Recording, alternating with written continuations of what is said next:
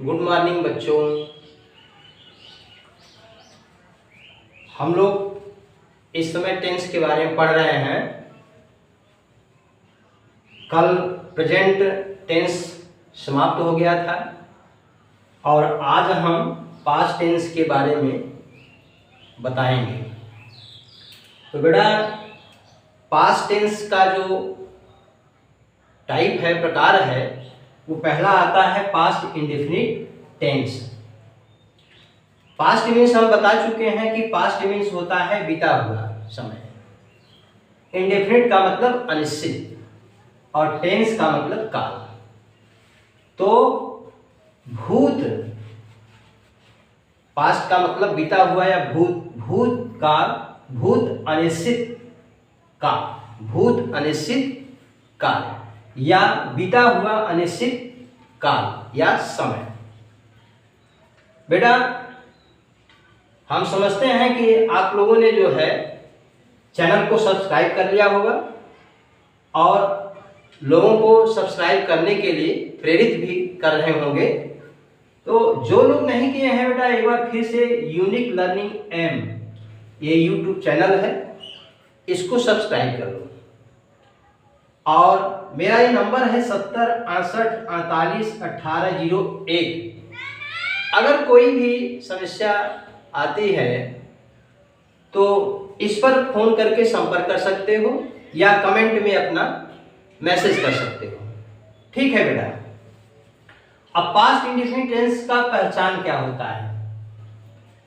वाक्य के अंत में ता था, ती थी, ते थे, आर मीन्स अथवा या ई ए आदि शब्द आते हैं। जैसे वह पढ़ता था, वह गाता था, वह रोता था, वह स्कूल जाता था। ठीक है। या उसने अपना काम कर लिया, मैंने पढ़ लिया। हाँ, या वह पढ़ ली। तो या ये आया ना बेटा। तो ये पहचान है। सहायक क्रिया इसकी क्या है? Did, DID, did. इसकी एक ही सहायक क्रिया होती है, डिड। पास्ट इंडेफिनिट टेंस की सहायक क्रिया डिड। अब बेटा, वाक्य बनाने का नियम क्या है? तो पहला पॉइंट है बेटा, सिंपल में अगर हम बनाते हैं तो सब्जेक्ट यहां ब्रैकेट में आल लिखा हुआ है। आल का मतलब कि सभी सब्जेक्ट, क्योंकि सहायक क्रिया एक ही है। इसमें दो होता सहायक क्रिया, डू डज की तरह, तब परिवर्तन होता कुछ, लेकिन एक ही सहायक क्रिया है। इसलिए आल सब्जेक्ट के साथ हम जो है मेन वर्ब का इसमें सेकेंड फॉर्म का यूज करते हैं। हमने यहाँ 2 लिखा है, एम भी पावर 2 लिखा है या घाते 2 लिखा है। तो इसका मतलब कि मेन वर्ब का सेकेंड फॉर्म। फिर इसके बाद अन्य बातों को लिखते हैं। ये वाक्य क्या हो गया बेटा? सिंपल सेंटेंस बन गया। जैसे मैंने अपना पाठ याद कर लिया, तो कर लिया, तो आई हो गया प्लस यम भी, तो याद करना की अंग्रेजी लर्न, तो लर्न का सेकेंड फॉर्म लर्नड। तो आई लर्नड, अदर में हम लिखेंगे माई लेसन। दूसरे नंबर पर है बेटा सब्जेक्ट आल। अब निगेटिव बना रहे हैं, सब्जेक्ट आल माने आल सब्जेक्ट के साथ सहायक क्रिया हम डिड का प्रयोग करते हैं।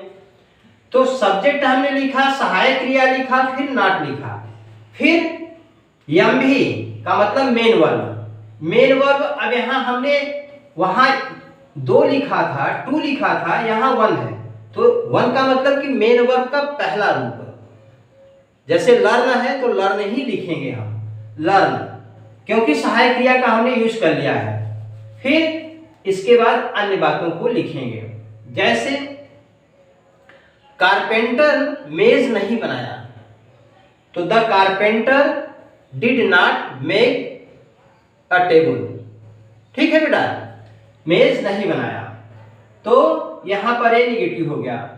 तीसरा नंबर पर है बेटा प्रश्नवाचक वाक्य। प्रश्नवाचक वाक्य में हम क्या करते हैं, ये प्रेजेंट टेंस में हम पूरा बता दिए हैं कि 2 ही प्रकार से बनता है, एक सहायक क्रिया से, एक प्रश्नवाचक शब्द से। तो इसकी सहायक क्रिया डिड है तो डिड को हम बाहर कर देंगे। बाकी आज जो सब्जेक्ट हैं, जो भी सब्जेक्ट हैं, आई है, यू है, ही है, दे है, इट है, जो भी आता है उसको लिख डालो। इसके बाद अगर नॉट नहीं शब्द आया है तो नॉट उसकी अंग्रेजी लिखो, अगर नहीं आया है तो मत लिखो। फिर इसके बाद मेन वर्ब का फर्स्ट फॉर्म, फिर अन्य बातें, इसके बाद क्वेश्चन मार्क लगा देते हैं। इंट्रोगेटिव सेंटेंस हो गया। अब हु है, व्हाट है, व्हाई है, प्रश्नवाचक शब्द से बनाते हैं। मैंने कहा था कि अगर बीच में शब्द प्रश्नवाचक शब्द आता है तो उसकी सबसे पहले हम अंग्रेजी लिखते हैं। तो हमने अंग्रेजी लिख दिया, फिर बेटा सहायक क्रिया लिख दिया, फिर सब्जेक्ट में से कोई भी एक सब्जेक्ट लिख दिया, फिर मेन वर्ब लिखेंगे फर्स्ट फॉर्म, फिर अन्य बातें, फिर इंट्रोगेशन मार्क लगा देंगे प्रश्नवाचक का चिन्ह। तो इस तरह से बेटा जो है पास्ट इंडेफिनिट टेंस समाप्त हुआ। अब हम अगला हेडिंग है हमारा past continuous tense. Past continuous tense के बारे में बताएंगे। बेटा हम इसलिए बता रहे हैं दो टेंस के बारे में कि ये जल्दी से समाप्त हो गया तो हम लोग वॉइस के बारे में पढ़ेंगे, क्योंकि बोर्ड के एग्जाम जो हैं अब आने वाले हैं। तो मैं बोर्ड के एग्जाम से पहले मैंने वादा किया है कि सारा कोर्स मैं समाप्त कर दूंगा। तो बेटा पास्ट कंटीन्यूअस टेंस है, तो जैसे उसमें प्रेजेंट कंटीन्यूअस टेंस था, इसमें पास्ट कंटीन्यूअस, वो वर्तमान की बात बता रहा था, ये भूतकाल बीता हुआ समय की बात बता रहा है। तो भूत या बीता हुआ अनवरत काल या लगातार समय के बारे में बता रहा। अब यहाँ पहचान है, इसको कैसे पहचानेंगे बेटा? वाक्य के अंत में रहा था, रही थी, रहे थे आते हैं। उसमें रहा है, प्रेजेंट में रहा है, इसमें रहा था, थे, थी आ रहा है। तो रहा था, रही थी, रहे थे आदि शब्द आते हैं। सहायक क्रिया इसकी दो होती है, वाज, दूसरी वेयर होती है, वाज और वेयर। वाक्य बनाने के नियम। अब वाक्य बनाने के नियम बेटा, पहला वाक्य मैं जो बना रहा हूं, देखो इसमें तो सब्जेक्ट सिंगुलर, जैसे ही, सी, इट या किसी का नाम अथवा आई हो तो उसके साथ सहायक क्रिया हम वाज का प्रयोग करते हैं। फिर मेन क्रिया, मेन वर्ब, हाँ मुख्य क्रिया, फिर उसमें आईएनजी जोड़ देते हैं, फिर अन्य बातों को लिख देते हैं। ये सिंपल हो गया। दूसरा है सब्जेक्ट अगर प्लूरल है तो हम सहायक क्रिया वेयर का प्रयोग करते हैं। किसका प्रयोग करते हैं? वेयर का। फिर इसके बाद अगर नॉट है तो नॉट लगा देते हैं, नहीं है तो इसको हटा दो, तो वेयर के बाद मेन वर्ब आ जाएगा, मेन वर्ब का फर्स्ट फॉर्म लिखेंगे, फिर उसमें मेन वर्ब के फर्स्ट फॉर्म में हम आईएनजी जोड़ देंगे, फिर अन्य बात कर लिखेंगे। ये नेगेटिव हो गया बेटा। तीसरा है वही रूल है। अब इसमें अगर पहले प्रश्न पूछा जाता है तो सहायक क्रिया हम पहले लगाते हैं, वाज। वाज जब लगाएंगे तो सब्जेक्ट हमारा कौन सा होना चाहिए? सिंगुलर होना चाहिए अथवा आई होना चाहिए। इन्हीं के साथ हम वाज का प्रयोग करते हैं। तो वाज प्लस सब्जेक्ट सिंगुलर अथवा आई, आब्लिक का मतलब हमने कर दिया है दोनों में से एक, प्लस नॉट है तो नॉट लगाएंगे, प्लस इसके बाद जो है मेन वर्ब लिखेंगे, उसमें आईएनजी जोड़ देंगे, अन्य बात जो है उसकी अंग्रेजी लिखेंगे, मीनिंग लिखेंगे, फिर इसके बाद क्वेश्चन मार्क कर देंगे। चौथा है बेटा where. Where plus subject bracket में प्लूरल लिखा है, माने प्लूरल सब्जेक्ट के साथ हम वेयर का प्रयोग करेंगे। फिर इसके बाद नॉट है तो नॉट की अंग्रेजी लिखेंगे, नहीं है तो नहीं, नॉट नहीं की अंग्रेजी लिखेंगे, प्लस जो है मेन वर्ब क्रिया का पहला रूप होगा, फॉर्म होगा, प्लस आईएनजी प्लस अन्य बातें लिखेंगे। फिर पांचवा नंबर है बेटा what, why, when, where, how. जैसे तुम कहाँ जा रहे थे, कहाँ है तो वेयर का हम यूज करेंगे, तुम क्यों रो रहे थे तो व्हाई का यूज करेंगे, ये लिखेंगे, उसकी अंग्रेजी लिखेंगे। प्लस जो है बेटा वाज और वेयर हम लिखेंगे, लेकिन यह किसके अनुसार होगा? सब्जेक्ट सिंगुलर है तो वाज लिखेंगे, सिंगुलर और आई है तो वाज लिखेंगे, ऑब्लिक यदि प्लूरल है तो वेयर का प्रयोग करेंगे। फिर प्लस नॉट है, अगर नहीं शब्द है तो नॉट लिखेंगे।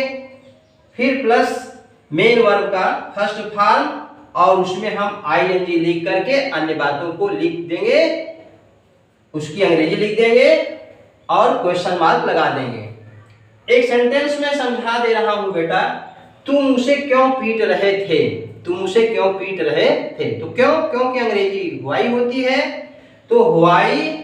अब यहां तुम सेकंड पर्सन का बहुवचन करता है, तो व्हाई वेयर यू। अब नहीं इसमें नहीं लगा है तो व्हाई वेयर यू। अब बीटिंग, बीट में आईएनजी जोड़ देंगे, बीटिंग हिम या हर, ठीक है ना। इस तरह से बेटा ये पास्ट इंडेफिनिट टेंस और पास्ट कंटीन्यूअस टेंस पूरा हुआ। कल हम लोग आगे पढ़ेंगे, ठीक। बेटा ये पास्ट इंडेफिनिट टेंस और पास्ट कंटीन्यूअस टेंस पूरा हो गया है। और चैनल को सब्सक्राइब कर लो बेटा, चैनल यूनिक लर्निंग एम है बेटा, इससे अच्छा कहीं प्लेटफॉर्म नहीं मिलेगा।